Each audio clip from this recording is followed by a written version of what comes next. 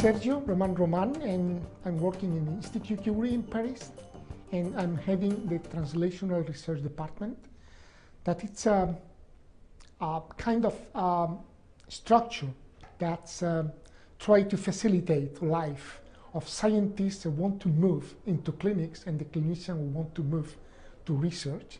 And we have in the department some technological platforms at the service of these doctors and scientists, but also teams, research teams headed by MD PhDs in different aspects of oncology. Institut Curie is devoted to cancer. At the level of the hospital and the level of the research center, the science is really focused on cancer biology.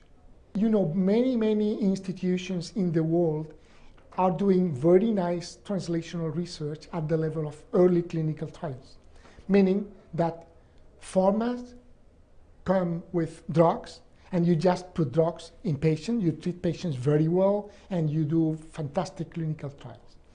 The concept in Curie is not this one. We are not a big center for early clinical trials or a small center for early clinical trials, but our expertise is to move from preclinical to clinics. So just to understand better how the drug is working, which patients can benefit of the drug in preclinical setting before going to clinical trials.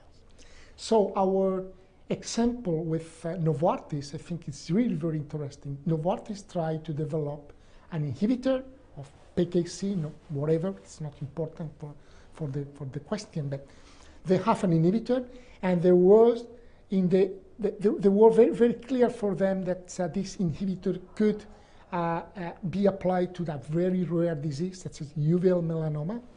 And Curie, for Curie, uveal melanoma is not a rare disease because many patients in France come to Curie, and we have 300 new patients per year. It's a lot.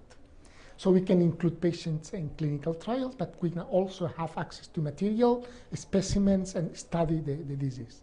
And also to develop models in order to better study in preclinical setting a drug. So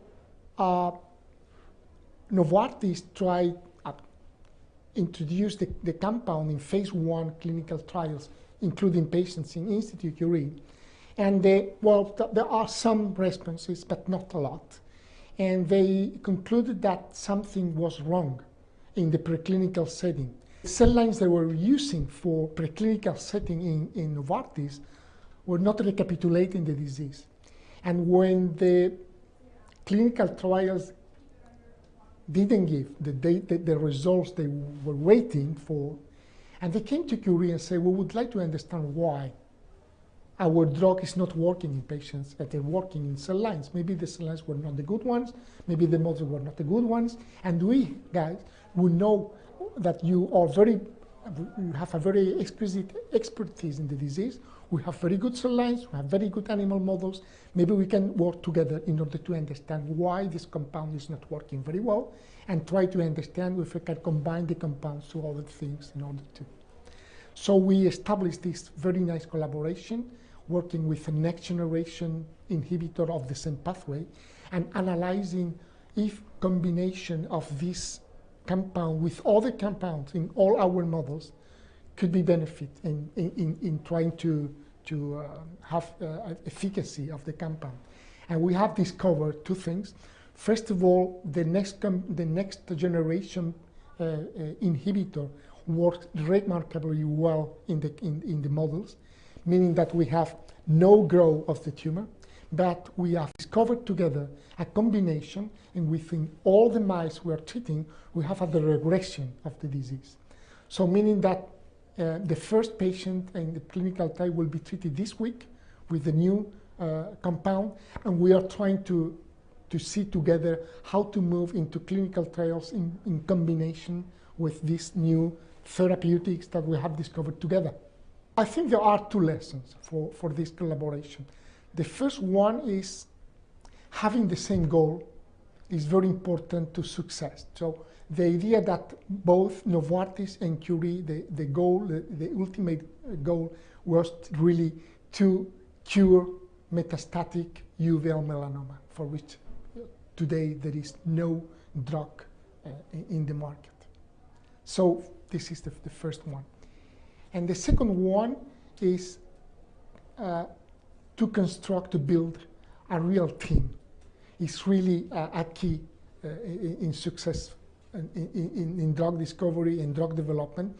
Working between academia and pharma, I think could work very well if you really construct and build a team that is not, forget if you are in Curie or you are in Novartis, we are in the team that need to fight uveal melanoma. Even if uveal melanoma in the sample with Novartis is a rare disease, the important point is that you can maybe develop better a compound in a disease that can, which patient can benefit from the drug in order to go into the market. And it's not impossible this drug can be used in other cancers in which the same pathway is deregulated. So moving into clinical trials in a rare disease is an opportunity for pharma. So I think that the path to go from rare disease to many other diseases is very important. And in these days, what is happening in cancer, that each cancer is really a heterogeneous disease. We cannot talk about breast cancer. There are very, very different, many different breast cancer, many different lung cancers. So maybe, I don't know, 10% of lung cancer can benefit from this inhibitor, maybe 5% of breast cancer. This is a lot at the end. So I think really that when you develop and you have a very nice drug, a very nice compound, and you develop the compound very well in a particular disease, you can open the door to other possibilities for developing the drugs in other diseases.